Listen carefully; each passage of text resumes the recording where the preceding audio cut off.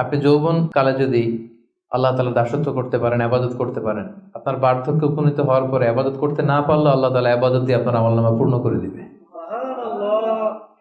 পূর্ণ করে দেবে। ফজরের সময় উঠতে পারতেছেন না, কোমরে ব্যথা, ডায়াবেটিস ইত্যাদি ইত্যাদি, আল্লাহ বলবে যুবক অবস্থায় কি করেছিল ওটা দেখো, ওই সময় যা করছে ওটা লিখে দাও। এই জন্য আল্লাহ রাসূল সাল্লাল্লাহু আলাইহি ওয়াসাল্লাম বলেছেন যে এই যৌবনটারে কাজে লাগাও।